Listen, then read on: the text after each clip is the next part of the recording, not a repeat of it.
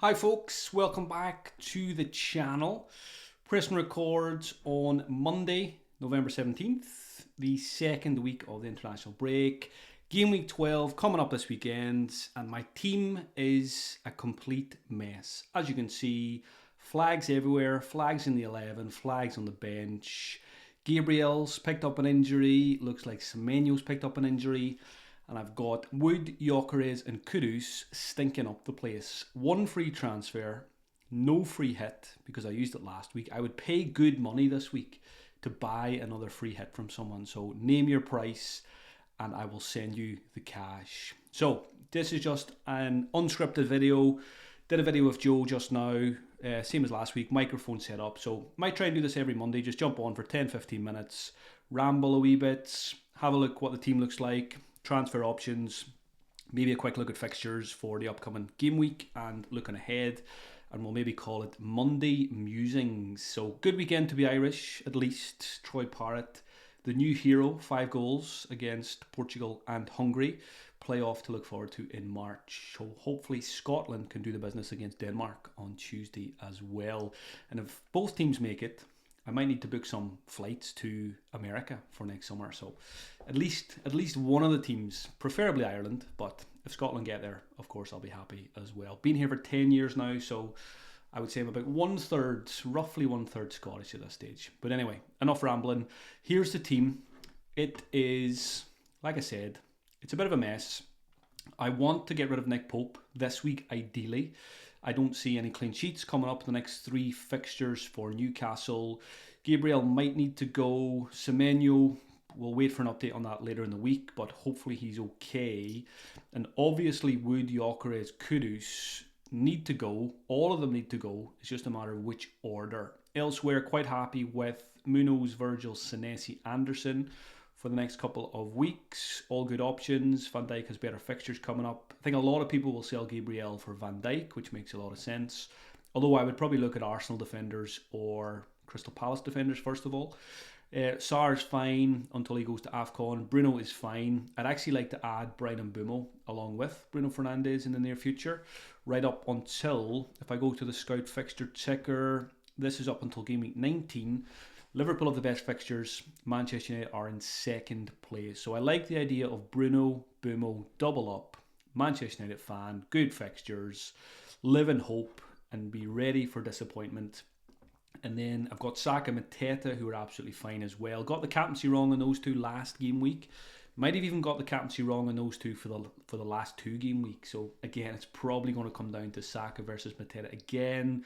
Mateta away to Wolves, Saka home to Tottenham. Although I quite like Bruno Fernandes' Monday night fixture as well. And if Buma was to come in, he looks good for the armband also. I was eyeing up Semenyo probably 4 or 5 weeks ago. Semenyo captain home to West Ham was looking pretty good, but injury concerns, West Ham improving, maybe not as good now. So let's just quick look on the transfer section. 0.1 in the bank, 1 free transfer. I might take my first hit or hits of the season. I mean, nobody cares what I'm doing this season anyway. I am at the point of not caring as much and going on the aggressive, going on the attack. I would like to get, I think Sanchez is my preference from goalkeepers, although I'd still like Petrovic as well. Donnarumma maybe as a differential, just because I don't have any Manchester City guys, and the cash shouldn't be a huge issue. It makes the most sense to lose Gyökeres to free up as much money as possible, but I could also lose Chris Woods. I do like Thiago, as most people do, for obvious reasons. Thiago, 6.3 million, 8 goals in 11, good fixtures. Brentford play, Brighton away, Burnley home. Then it's Arsenal away. But after that, Tottenham, Leeds, Wolves, pretty good. So next 6 fixtures look good for Thiago. And I think he's going to be a very popular transfer in. And in an ideal world, Kudus would become Bryan Mbeumo. If I go to my watch lists, other players here in the Kudus replacement section could be Rice, Njai, Minte. Enzo Fernandez I would love to have, but again, he's yellow flagged as well. Not that that should be much of a concern. Szoboszlai will not be going to the World Cup, which is quite nice, and probably won't be coming into my FPL team either.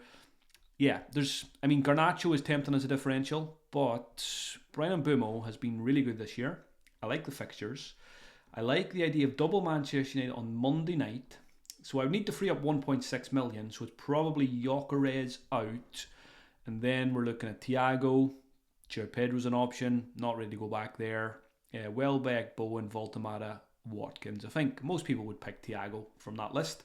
So a -8 would leave 1 million in the bank, but it would leave the team in a much healthier state, and that would still leave Gabriel in the team. But I'm just looking at this now formation wise. It would be, I could play 4 at the back. I could play a 4-4-2 here, even if Gabriel and Semenyo were to miss out. So even if Semenyo was back, I would have one decent sub. And Chris Wood is like, I don't know what he's like. He's like a rash you can't get rid of. Every week I want to sell him, and he somehow swerves my transfer thoughts. So I would love the team to look like this for the upcoming weekends. Sanchez in goal. Senesi, Munoz, Anderson, Virgil. All looks pretty good. It's good fixtures. Bumo, Bruno, Monday night. Sarr away to Wolves along with Matera. Saka home to Tottenham. And then Thiago away to Brighton. And that would allow me, I think I'm doing that properly, 4-4-2. Bench would be Chris Wood, Semenyo, Gabriel. But hopefully Semenyo is okay. So updates obviously required before transfers are made.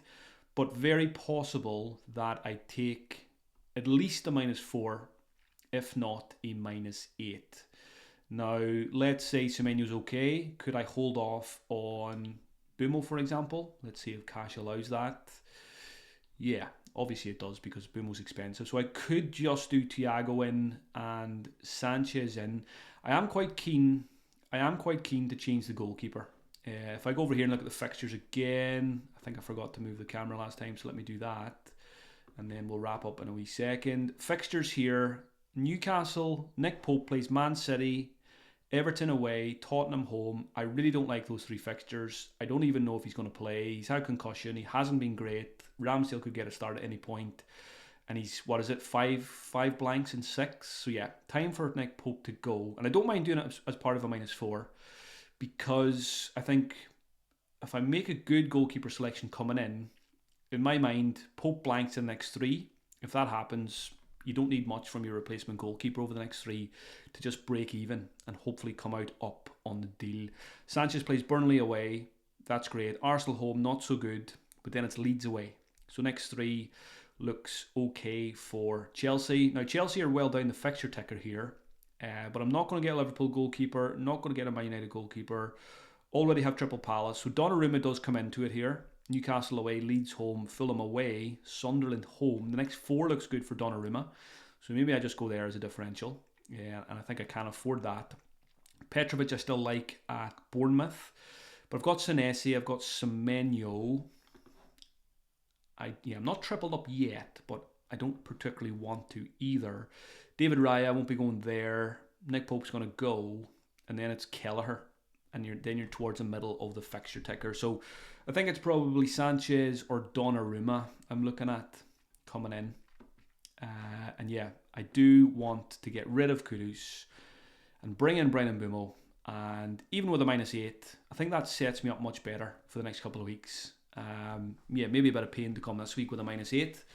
But overall, I think the team clearly needs surgery. And I can't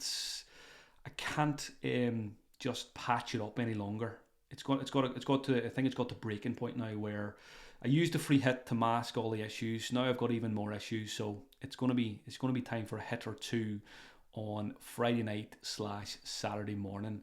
So there you have it, folks. A couple of thoughts on Monday. Make sure you hit subscribe and like on your way out, and yeah, try and make this a regular week video on a Monday. And who knows, you might get another video or 2 at some point randomly as well. So proud of myself for getting a second video out. I said it could be 8 years after last week's video. So good to get another one out. And that increases the chances of this becoming a regular thing. So yeah, leave a comment. What do you think about my transfer thoughts? Am I missing anyone obvious? I do like Enzo Fernandez as well, of course. But yeah, some slight concerns there.